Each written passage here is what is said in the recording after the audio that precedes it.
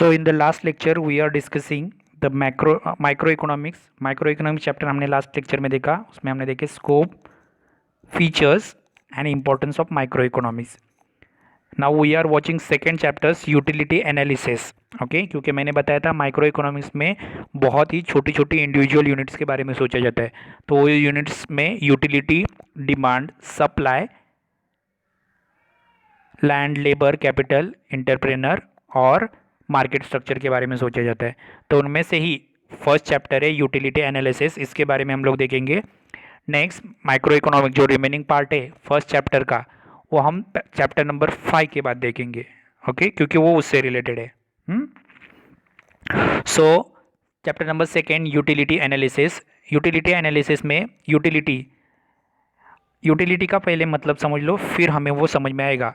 Utility means commodity which power to satisfy our human wants.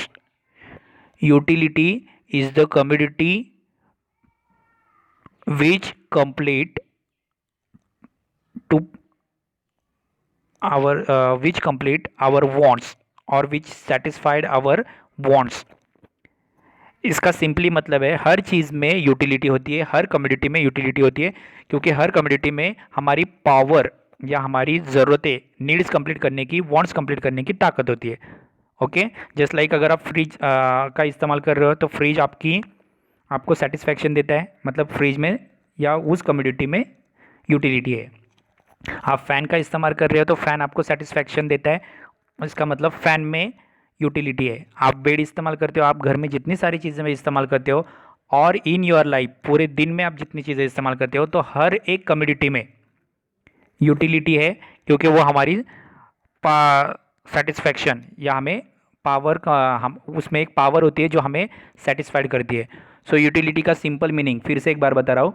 Utility is the power of satisfaction which given by commodity. Utility is a power to satisfaction which given by commodity. जो चीज़ें हमें satisfied करती है उन सारी चीज़ों में utility होती है, ऐसा माना जाता है। So next part, features of utility. हम चैप्टर्स के बारे में देख रहे हैं। चैप्टर्स में पहला पार्ट है फीचर्स ऑफ यूटिलिटी। अभी फीचर्स ऑफ यूटिलिटी में फर्स्ट फीचर्स है रिलेटिव कंसेप्ट। रिलेटिव कंसेप्ट का मतलब है utility is change by time to time and place to place. Utility is change by time to time and place to place. हर एक चीज़ की utility है या हर एक कमोडिटी की यूटिलिटी चेंज होती है by time to time and place to place. Okay हर एक चीज़ की, कोई भी चीज़ आप इस्तेमाल करो उसकी यूटिलिटी चेंज होती है time to time and place to place. For example उन्होंने दिया है कि अगर विंटर सीजन से, अभी टाइम देख रहे हैं हम, पहला एग्जांपल हम टाइम का देख रहे हैं, तो टाइम में याद रखना है कि विंटर सीजन्स में हम लोग वुलन क्लोथ्स इस्तेमाल करते हैं और वही समर सीजन्स में हम कॉटन के कपड़े इस्तेमाल करते हैं। इसका मतलब समर एंड विंटर ये टाइम है, ये टाइम शो करते हैं और उसमें हम लोग वुलन्स एंड कॉटन्स के कपड़े इस्तेमाल करते हैं। ओके नेक्स्ट होता है प्लेस का एग्जाम्पल। तो प्लेस का एग्जाम्पल, सी शोर पे या समुद्र के किनारे आपको सैंड देखने मिलेगी, रेत देखने मिलेगी। उस रेत का इस्तेमाल, रेत का इस्तेमाल सी शोर से ज़्यादा यानी समुद्र के किनारे से ज़्यादा कहाँ पे है? एज एन कंस्ट्रक्शन साइड पे है। Okay sand is given utility, रेत यूटिलिटी देती है, लेकिन उसका रियल इस्तेमाल कहाँ पे है? As an construction side, not an ocean या नॉट एन सी शोर। समुद्र के किनारे नहीं है, कंस्ट्रक्शन साइड के ऊपर है।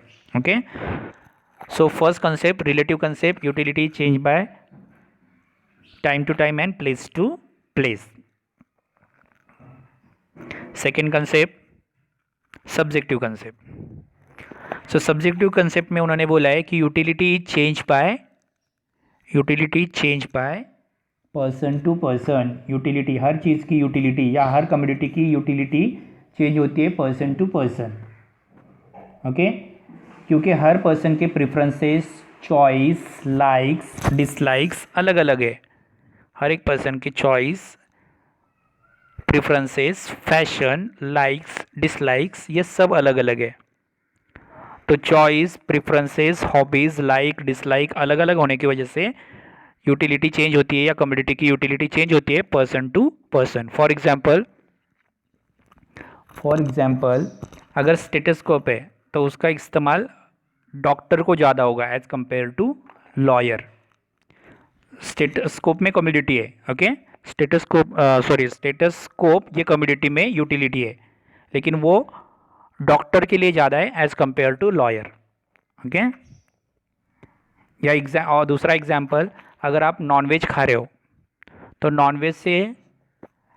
नॉनवेज खाने वालों को यूटिलिटी मिलती है, लेकिन उसी वक्त नॉनवेज ना खाने वालों के लिए नॉनवेज चीज़ों से किसी को यूटिलिटी नहीं मिलती, जो नहीं खाता है उसको, okay. Next third point, ethically neutral. So each and every utility have ethically neutral, ऐसे उन्होंने बोला है, या न्यूट्रल कंसिडरेशन ऐसे उन्होंने बोला है। अभी इथिकली न्यूट्रल का मतलब क्या होता है कि यूटिलिटी ये जो है, या हर एक चीज़ के कमोडिटी के अंदर जो यूटिलिटी होती है या पावर होती है, वो पावर लाइक्स या डिसलाइक, गुड या बैड, इसके बारे में नहीं सोचती, okay. Like, dislike, goods and bads, desirable and undesirable, इसके बारे में नहीं सोचती है। फॉर एग्ज़ाम्पल नाइफ यानी सूरा या चाकू, उसमें यूटिलिटी होती है, लेकिन उसका इस्तेमाल वेजिटेबल कट करने के लिए होता है या किसी को मारने के लिए भी होता है। Means knife is given utility to killing anyone और कटिंग वेजिटेबल्स।